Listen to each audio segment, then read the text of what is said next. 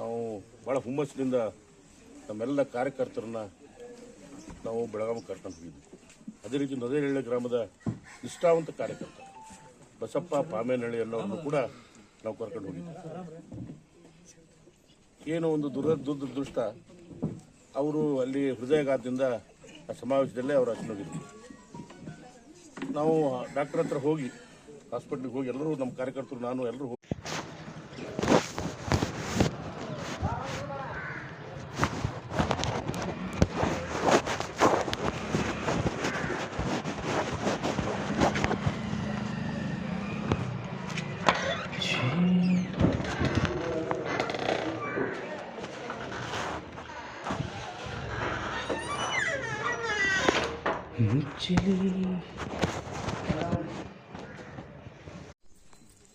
ಕರ್ನಾಟಕದ ಮಣ್ಣಿನ ಮೇಲೆ ಪಾದಾರ್ಪಣೆ ಮಾಡಿ 100 ವರ್ಷ ಆದ ಒಂದು ಕಾರ್ಯಕ್ರಮಕ್ಕೆ ನಾವೆಲ್ಲ ಕಾರ್ಯಕರ್ತರು ಹುಡುಗಂಬರಿಂದ ಕರ್ಕೊಂಡು ಹೋಗಿದ್ವಿ.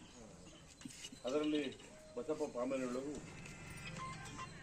ಅವರು ನಮ್ಮ ವೇದಿಕೆ ಹತ್ರ ಬರ್ತಿದ್ದಂಗೆ ಅವರು ಕೊಲ್ಯಾಪ್ಸ್ ಆಗಿ ಅವರ ಹೃದಯಾಘಾತದಿಂದ ನಮ್ಮ ಕಾರ್ಯಕರ್ತರೆಲ್ಲ ಕರ್ಕೊಂಡು ಅವ್ರ ಹಾಸ್ಪಿಟ್ಲಿಗೆ ಹೋದಾಗ ನಾನು ಕೂಡ ಹೋಗಿ ಅಲ್ಲಿ ಕಾಂಗ್ರೆಸ್ ನಾವು ಮುಂದಿರ್ತದೆ ಅಜ್ಜ ಕೊಳವಾಡ್ ಸಾಹೇಬ್ರು ಅಂದ್ರೆ ಜೀವ ಅದಕ್ಕೆ.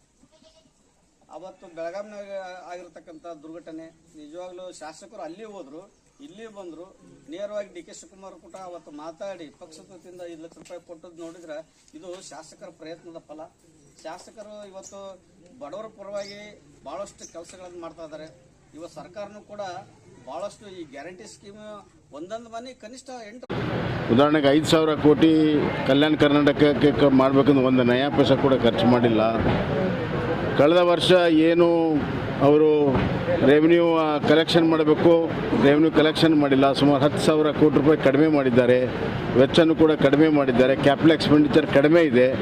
ಅದಲ್ಲದೆ ಈ ವರ್ಷ ಯಾವುದೇ ರೀತಿಯ ಹಣಕಾಸಿನ ಸ್ಥಿತಿಯನ್ನು ಸುಧಾರಿಸುವಂಥ ಯಾವುದೇ ದಿಟ್ಟ ಕ್ರಮ ಇಲ್ಲ. ಹೀಗಾಗಿ ಹೆಚ್ಚಿನ ಸಾಲ ಯಾಕೆ ಹಿಂಗೆ ಮಾಡ್ತಾರೆ ರೈತರಿಗೆ? ರೈತರಿದ್ರ ದೇಶದ ಉಳಿತೈತಿ, ಇಲ್ಲ ಅಂದ್ರೆ ಅನನುಕೂಲ ಆಕತಿ. ಒಂದು ನನ್ನ ಮಾತು ಮುಗಿಸ್ತೀನಿ. ಜೈ ಹಿಂದ್, ಜೈ ಕರ್ನಾಟಕ. ಸರ್ಕಾರ ಇಲ್ಲಿ ಬಿಜೆಪಿ ಇರಲಿ, ಕಾಂಗ್ರೆಸ್ ಇರಲಿ, ಯಾಕಂದ್ರೆ ಯಾರು ನಮಗೇನು ಒಯ್ಯತ್ತಲ್ಲ. ನಾವು ಓಟ್ ಹಾಕಿ ಕಳಿಸಿದ್ದೇವೆ ಅಂದ್ರೆ ಅಲ್ಲಿ ಮಾತಾಡಲಿ ದನಿ ವಿಧಾನಸಭಾದಾಗಂತ ನಾವು ಆಚೆ ಕಳಿಸೇವಿ. ಆದ ಕಾರಣದಿಂದ ಕೆಲವು ರೋಡ್ ಇಲ್ಲ, ಅವ್ರಿಗೆ ಗ್ಯಾರಂಟಿ ಕೊಟ್ಟದ್ದು ನಮಗೆ ಭಿಕ್ಷೆ ಕೊಟ್ಟಿದಾರ. ಈ 3 ತಿಂಗಳು ಪಾಪ ಹೆಣ್ಮಕ್ಳು ಹಲಿತಾರ. ಪಾಸ್ಬುಕ್ ಕಟ್ತಾರೆ ಗ್ಯಾರಂಟಿ ನಾನು ಗೃಹಲಕ್ಷ್ಮಿ ಬರಲಿಲ್ಲ ಅಂತ. ಅದನ್ನ ಬಿಡ್ಬೇಕು.